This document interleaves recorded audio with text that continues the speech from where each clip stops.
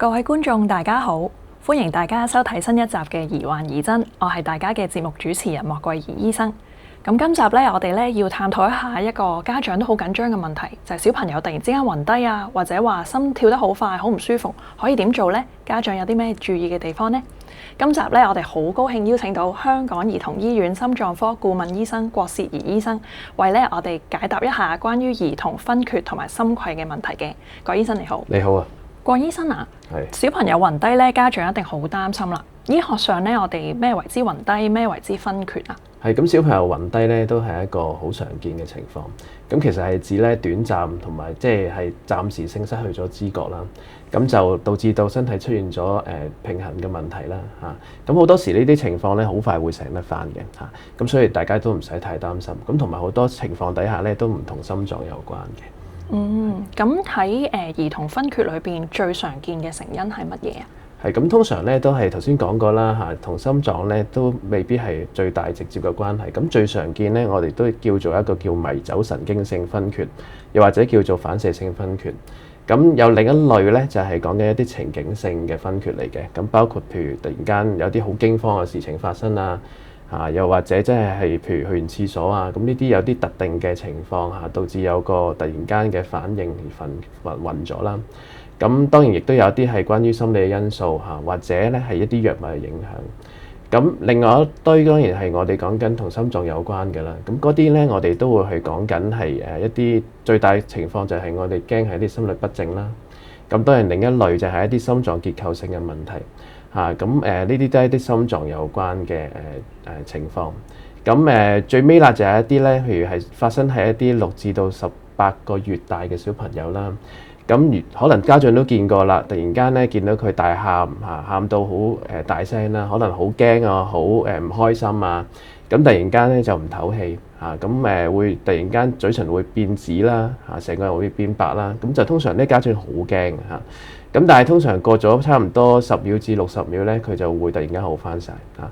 咁唔使太擔心，呢啲時間咧都係我哋講緊係慢慢隨住成長咧，呢啲情況都會過去嘅。咁通常過咗5歲之後咧，呢啲情況都會冇咗。咁呢啲我哋都叫做一啲常見但係唔係嚴重嘅原因嚇。咁亦都唔需要太擔心嘅。即係簡單嚟講咧，有細個啲嘅嬰兒咧，就可能有嬰兒屏息症啦，呢啲咧都係短暫嘅，大個啲就會好噶啦。係啦。咁另外咧就係一啲非心臟性嘅原因啦，迷走神經性昏厥啊，情緒啊或者藥物影響啦。第三咧就係一啲心臟嘅原因，即係心律不正啊，心臟結構問題啊咁樣。講得好好。咁咧心律不正啊、心臟結構問題呢啲咧都聽落都可大可小喎。有冇一啲危險嘅症狀，家長咧要特別留意啊？係，你問得好好啊！咁我哋通常都會喺個病史嗰度咧，去問清楚有冇一啲危險嘅症狀啦。咁通常呢啲係啲咩情況呢？就係喺暈之前呢，我哋會特別問有冇一啲前驅嘅症狀。咁如果係冇一啲誘發嘅原因底下突然間暈低嗰啲呢，即係逼白啦，咁我哋都會好驚嘅嚇，因為可能就係講緊係一啲我哋係心臟嘅原因啦。咁當然就係我哋最常見嘅原因咧，其實主要都係我哋講緊一啲迷走性神經性昏厥。咁通常都會有一啲誘因或者有一啲前驅嘅症狀。咁我哋如果真係講緊係運動嘅情況底下發生啦嚇，包括一啲劇烈運動嚇，咁我哋會擔心可能一啲嚟自通道嘅疾病或者一啲心臟嘅結構性問題。咁呢啲我哋都會去特別去問翻嘅。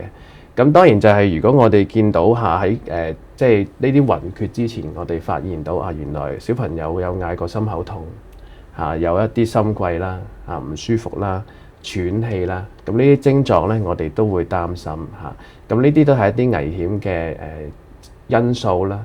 咁另外我哋會特別問家族史如果你屋企人係發現原來係曾經試過好年輕嘅時間猝死啦浸親啦又或者真係有啲心律不正，甚至話即係有一啲交通意外突然間揸下車跟住就離開咗嗰啲咧，我哋會特別去問翻。如果係發現有咁嘅情況，咁我哋都會去特別咧去做多少少檢查咧，去確定佢冇一個遺傳性嘅心律嘅問題。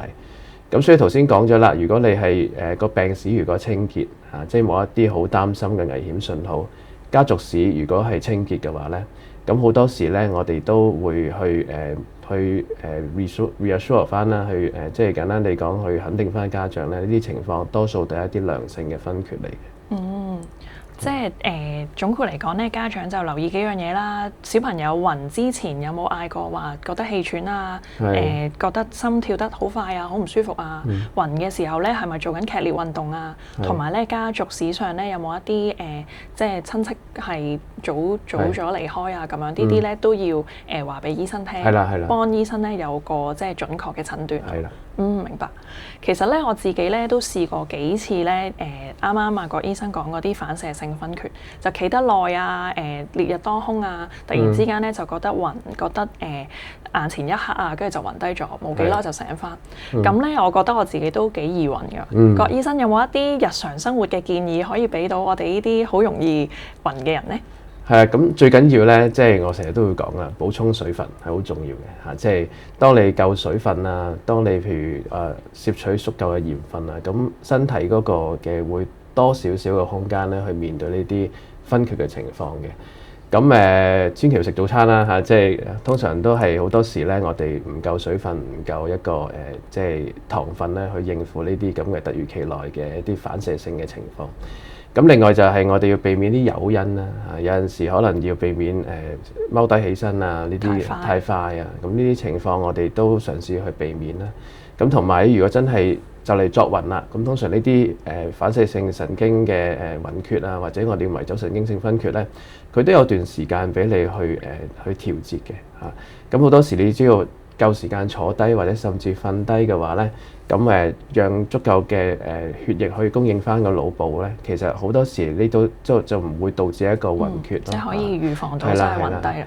咁當然一啲成日發作嘅小朋友或者一啲年青人咧，我哋都會去教一啲方法去幫佢去調節翻嗰個身體嗰個血壓嘅。咁嗰啲方法都係對於一啲咧真係不斷地重複又即係迷走性神經性昏厥嘅病人，我哋會去建議啦。明白啦。咁我都會留意多啲。咁咧，我哋講咗咁多關於兒童昏厥嘅資料啦，不如我哋講下一個議題啦，就係心悸啦。有啲小朋友咧會話個心咧跳得好快，好唔舒服啊，爹哋媽咪好辛苦啊咁樣。咁呢啲係咩原因咧？咁你講得好好嘅，有陣時咧啲小朋友好多時都有唔同嘅。即係唔舒服啦，咁心悸其實係指咧，你覺得個心喺度跳嚟跳去，好唔舒服，可能快，可能慢，有啲可能即係話俾你聽下跳多咗一下，咁呢啲總統我哋都叫做心悸嘅。咁好多唔同嘅原因啦，咁包括一啲系統性嘅，可能係純粹只不過發燒啊，一啲嘅貧血啊，咁令到個心跳得快咗，感覺得到唔舒服。當然甲狀腺嗰啲情況我哋都要去留意啦。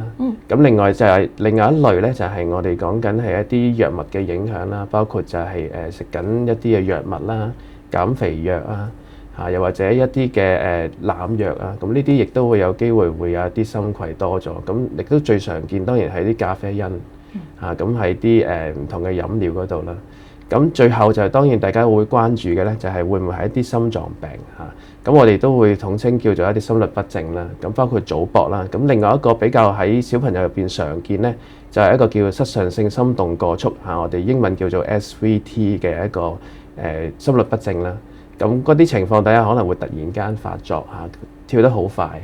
咁不過唔使太擔心嘅，多數呢個我哋都有方法去處理得到，同埋亦都係一啲我哋叫良性嘅心律不正咁對生命嗰個危險嘅情況咧，我哋亦都講緊就係經過適當嘅評估之後咧，通常呢啲都係一啲良性嘅心律不正明白。咁如果當小朋友嗌話個心跳得唔舒服嘅時候，家長有啲咩可以做幫到醫生診斷咧？最緊要就係唔好驚啦即係我哋好多時呢啲咁嘅心律不正咧，只要你俾時間休息咧，好多時佢哋都會停嘅。咁當然如果唔停嘅話咧，我哋就會去再有啲唔同嘅方法去幫佢啦。咁但係如果係真係一啲好穩定嘅心律不正譬如 SVT 咁樣咧，最緊要咧就家長可以幫手做一個斷層點樣斷層咧？其實好簡單嘅，就幫手啦去評核咧，就係小朋友究竟跳得幾快啦咁以前就好傳統，可能就我哋講緊就去數下脈搏啦、摸脈搏啦即係好似睇中醫咁樣啦。咁睇下1分鐘跳幾多下啦。咁呢啲最簡單可以幫手俾到一個好好嘅資訊俾我哋去做評估。咁而家科技好好噶啦，即係有唔同嘅心臟嘅儀器啦即係監測儀，就算你嘅手錶Smart Watch 嗰啲咧，其實都可以度到個心跳有幾快，甚至咧如果可以嘅話，做張心電圖，亦都有啲唔同嘅心電圖機啊，甚至係電子嘅錶啊，亦都可以做到呢啲功能。咁當你有一啲咁嘅心電圖咧，我哋其實就可以幫手做多個斷診。咁係有適當嘅斷診底下，咁當然就係我哋之後就去傾點樣去幫手去揾到原因，治療嘅方案咯即係話，如果小朋友有呢啲唔舒服嘅時候，家長即係冷靜啦，叫小朋友坐低啊，休息下，跟住咧幫手數下脈搏，係啦。如果有啲 smart watch 嘅咧，就可以俾小朋友戴一戴啦，跟住去記低翻做緊乜啊，有冇發燒啊，維持咗幾耐啊，咁樣同翻醫生講。咁如果確定咗係真係我哋講 SVT 咧，我哋都會再教佢用一啲迷走神經嘅操作法啦。又或者真係再去商量下，會唔會用啲藥物啊，其他方法去處理嘅。咁除咗藥物之外咧，有冇一啲可以根治嘅方法？係，咁我哋亦都有一啲講緊好有效可以根治到 SVT 嘅一啲方法啦。咁如果大家有聽過係一啲導管嘅消融術啦，喺個微創嘅手術咧，去一啲導管可以幫手咧去消除呢啲導致心律不正嘅一啲唔正常嘅位置啦。咁亦都係好安全嘅併發症係好低成效好高嘅。咁差唔多我哋超過90%嘅病人咧係可以靠過一次嘅導管咧可以完全根治得到。亦都復發率係都幾低嘅，係差唔多即係講緊10% 樓下啦。咁所以如果係一啲我哋係同佢哋傾咗一啲心律問題嘅小朋友 SVT 啊，或者其他類型嘅譬如早搏嘅小朋友，如果係適合做呢個手術咧，我哋都會去建議翻佢哋去做嘅。咁咧今日咧真係好多謝晒郭醫生咧帶嚟咁多關於兒童昏厥啦同埋心悸嘅資訊嘅。咁總括嚟講啦，有大部分嘅情況咧其實都係短暫啦，係良性嘅。但係咧當中咧都有啲小部分嘅時候咧有啲危險嘅原因啊，例如心律不正、心結構有問題。咁呢啲咧特別要留意啱啱我哋提到嘅危險症狀及早睇醫生啦。咁咧希望家長咧遇到呢啲情況嘅時候咧都唔需要太驚啦，可以俾到正確嘅資料俾醫生咧，做一個盡早嘅診斷嘅。咁今集嘅時間又差唔多啦，多謝晒郭醫生，同埋多謝大家收睇，拜拜，下集見。